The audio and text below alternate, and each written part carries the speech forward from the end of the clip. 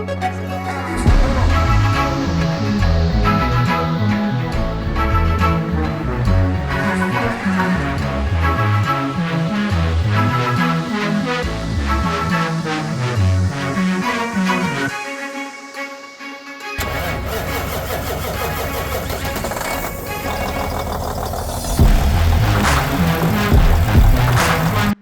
YouTube, welcome back to another video here at Truckin' Life. Today we're gonna go ahead and do two things, guys. We're gonna go ahead and fix our ABS issue. I'm gonna show you guys how to check it, check wiring, and how to adjust the sensor. We were having that issue in the last trip, and we're also gonna put a little bit of prevention. I'm gonna go ahead and paint on this right here. As you guys can see, the paint is starting to fall off and it's starting to become a little bit, you know, rusted or whatever. So just a little bit of prevention. We're just gonna go ahead and hit it with some Rust-Oleum and hopefully we're good to go. Let's see what this does. Oh yeah. Just hit it with a little bit of paint just to prevent that rust from continuing to form. I'm not a professional painter or anything, but it'll do it good. Just get all these little areas right there. She's pretty no buenos dias.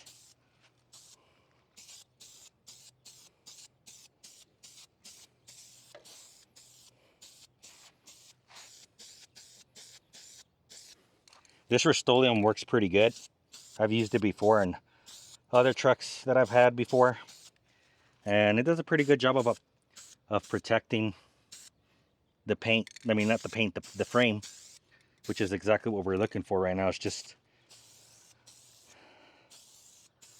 not a niceness, just a protection is what we're looking for. Oh yeah, I like it. It's a good thing I got me 2 cans of it.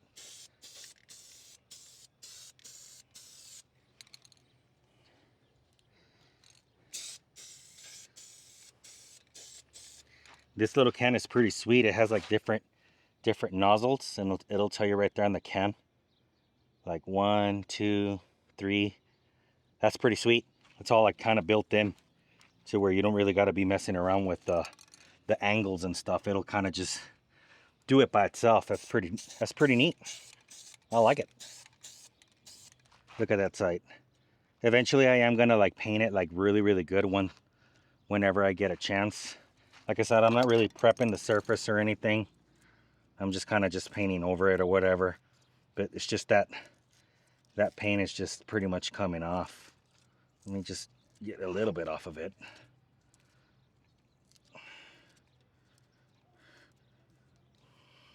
By no means is this 100% the correct way, guys. See, that's coming off already. It's just more of just to kind of like slow it down from eventually messing up the frame. But it's better than nothing, that's for sure.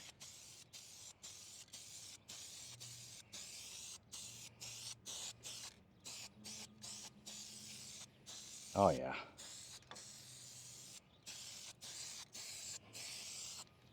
This area right here. Let me get this piece off. Let me change it to number 5. So we can go up and down. Oh yeah.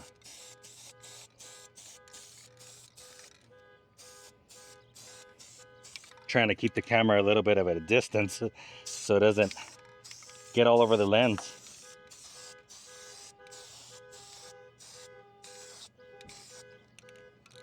Alright guys, let me show you the progress here.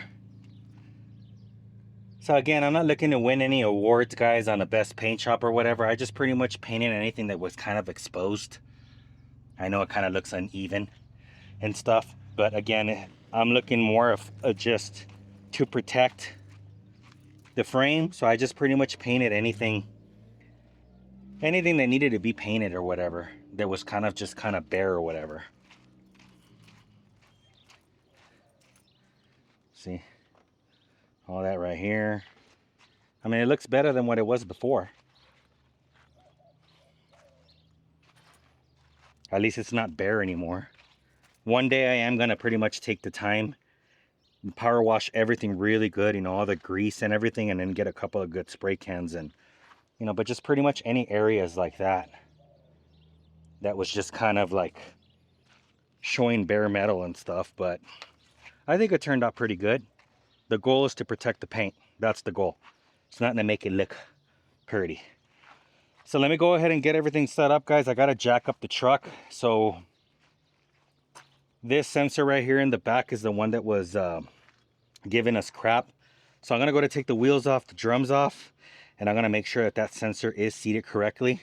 I actually did buy the wiring harness, the one that goes from the sensor up to the front. I'm not necessarily gonna change it right now at this point. But I just wanted to have it in stock just in case. I'm gonna go ahead and just visually inspect it. I think it's fine, but I just wanted to have it on board, you know, just in case it fails or whatever. But I'm pretty sure it was just with the bumps. I'll get more in depth with it and show you guys what I mean. But let me go ahead and jack this thing up and let's get it set up. All right, guys, so you guys can see I have it jacked up so that we're able to remove the tires. This specific part is for another YouTube channel called South Georgia Hotshot, or actually South Georgia now. I guess they just changed it. This is for you, Robert, because you're always struggling to take tires off, brother. You need to get you one of these bad boys right here. It's a 40-volt battery operated 1-inch gun, and I'm making this specific part just for you, brother, so you can see how badass that bad boy is. It'll take them off, because it'll take them off. Or any of you guys that are interested in actually seeing this thing in action, you're gonna see it right now.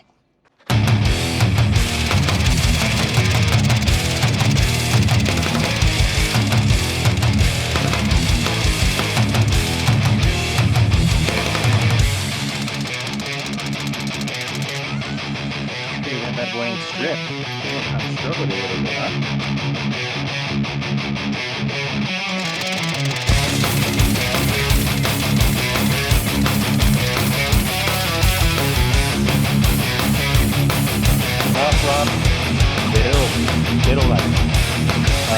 it'll strip them out pretty easy.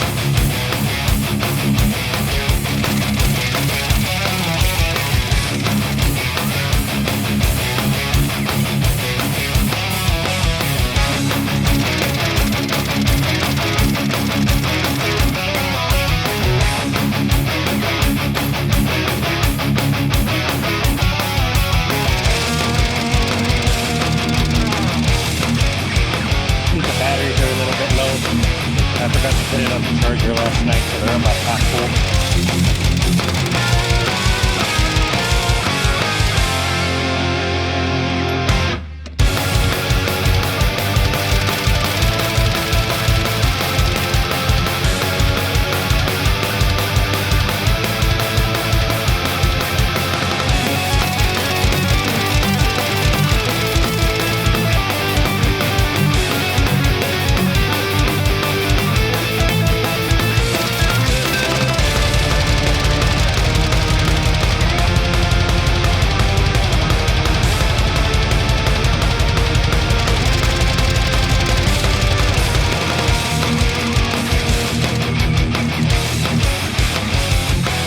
Just like that, Rob.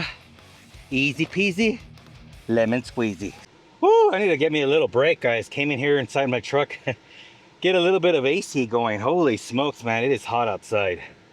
But yeah, there you go, Robert. That one was specifically for you, brother. I love your channel. I think you're a pretty cool dude, and I give you lots and lots of props for doing things you've never done. And you know, I saw you when you guys had your Mac and you guys did your injectors, messing with it in a truck stop. I'm all too familiar with stuff like that, but I give you a lot of credit for at least trying it out.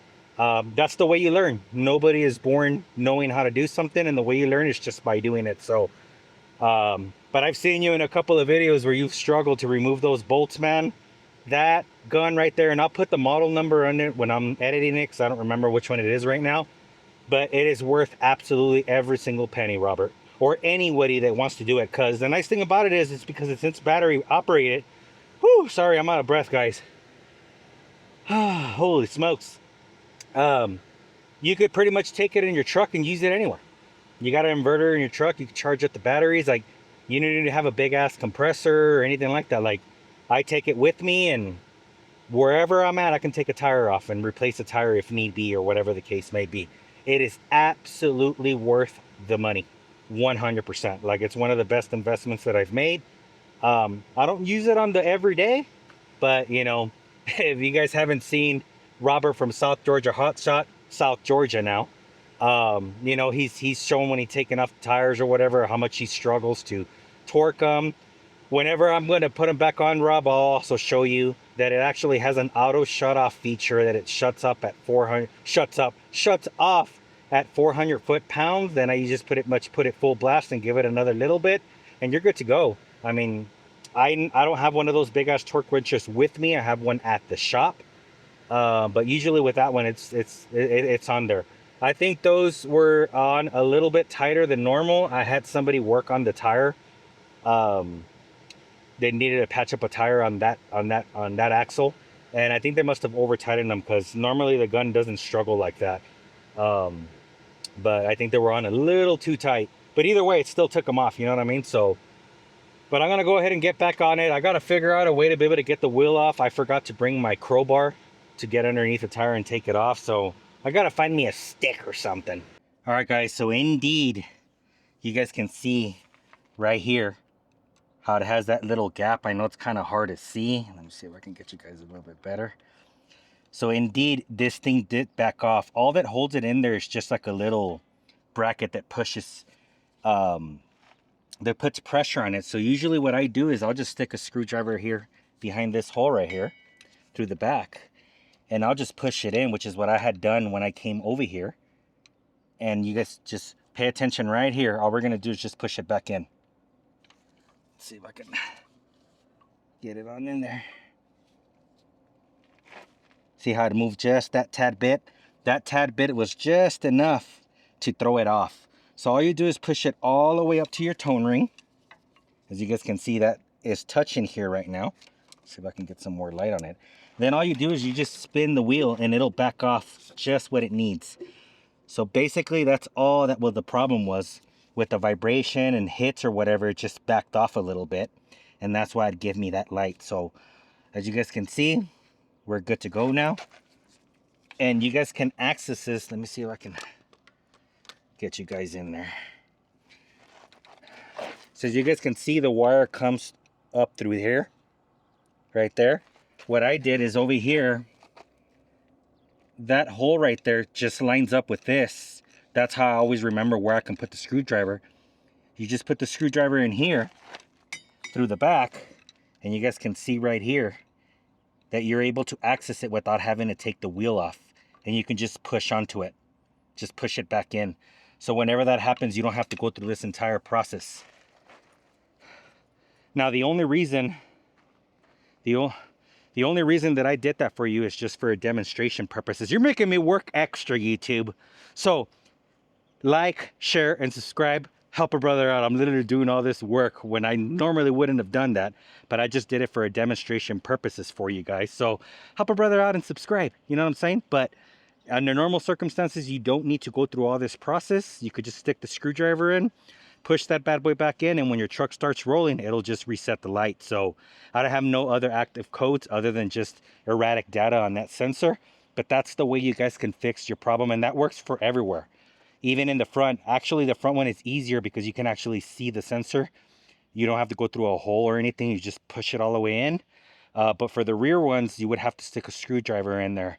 And that's the way you could adjust your sensor. Sometimes just with the vibration, or they get wet or whatever when it's raining outside. And really just the shitty roads sometimes of America, you know what I mean? All that bouncing or whatever, it'll just move away from that tone wheel just enough, and it just won't read. So I'm going to go ahead and put this stuff back together, and then I'll show you guys that setting on that IR gun.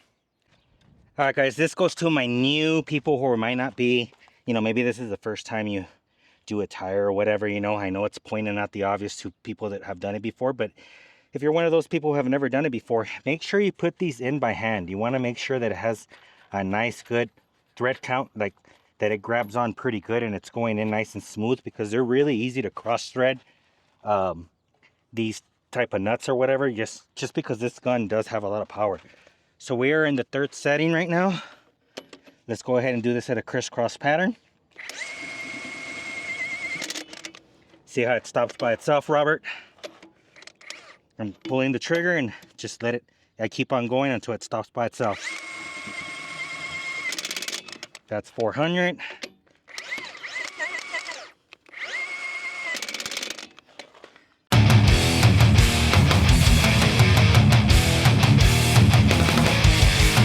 So what I usually do is I'll just mark the wheel just like that, just so you can kind of see, and then I'll go around it full power, and then we're good to go.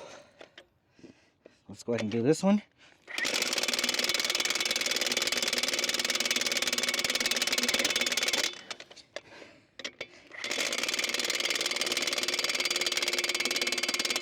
You guys can see the power that this thing has.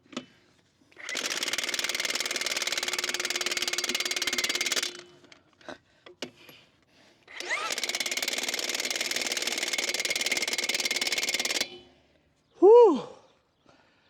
Holy smokes. Man, it is hot out of here, guys. I've been having to take a couple of little breaks.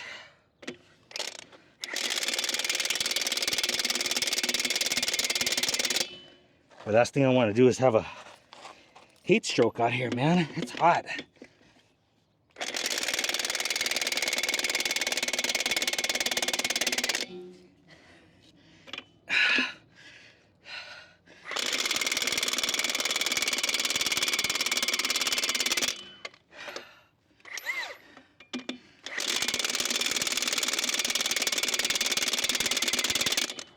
Whew. Almost.